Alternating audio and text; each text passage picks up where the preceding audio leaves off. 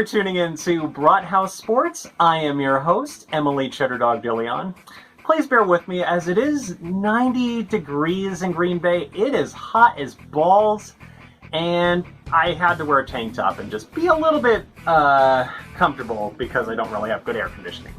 Anyways, last week the Browns announced the two finalists for the new Dawg Pound logo.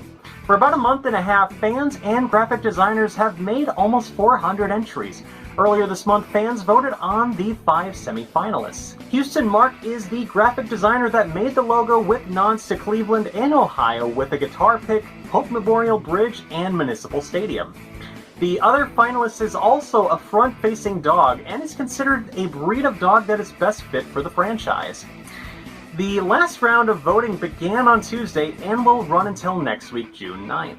2021 Browns draft pick Greg Newsome II has been considered lackluster and that the team might not pick up his fifth-year option next season. According to Sports Illustrated's Matt Verderami, Newsome hasn't found his footing in Cleveland's secondary, registering 15 passes defense and 0 interceptions across 2 years.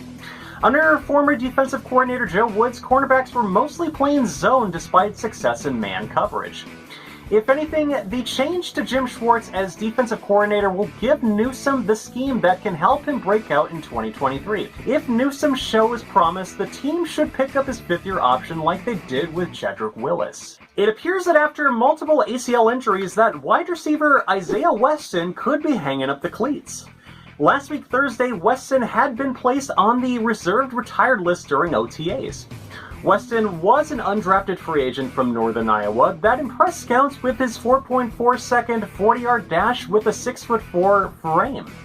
He was on the Browns practice squad last year, but never made his NFL debut. Amari Cooper appears to be recovering from his core muscle injury that he received last year. At the Browns' May 30th charity golf event, head coach Kevin Stefanski announced that Cooper is going to start seeing some activity this week and will be ready for training camp.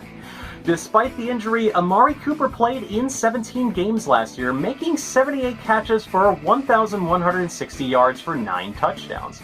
Cooper did receive core surgery during the offseason and should be set for a career year under Deshaun Watson.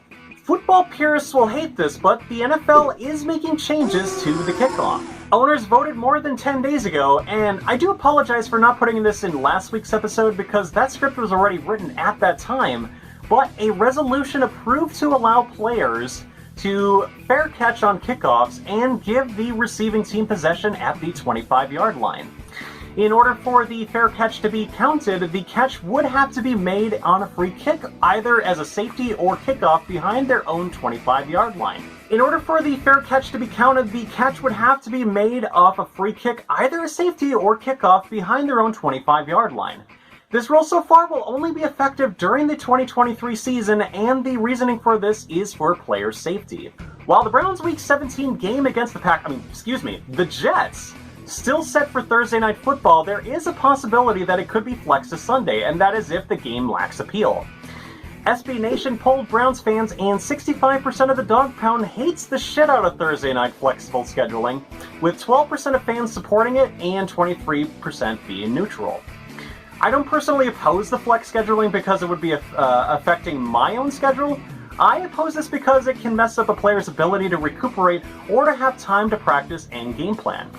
It is as infuriating as getting a pop quiz in school and then just getting high the night before with your friends. I promise me, I did not actually do this in my own high school years. And before we go, we gotta talk about DeAndre Hopkins and the possibility he could come to the Cleveland Browns. Because this is an ongoing story, I will not be able to talk too much about the current news because things can change within the next 24 hours since recording this on Thursday morning. And also because I do not want to accidentally push any misinformation. But what I can say so far is that Hopkins was released by the Arizona Cardinals on Friday, May 26th. As of May 30th, according to Browns Wire, Hopkins signed with Cleveland-based sports agent Celtic Crenshaw of Clutch Sports.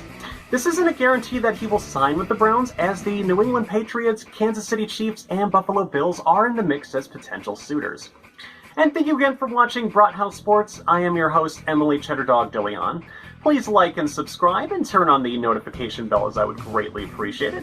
It's also how you can get more of my videos and help me get through the algorithms as well. Episodes are now also available on SoundCloud, so if anybody wants to listen to it while they're on the go, you can feel free to do so there as well. The link should be in the description below.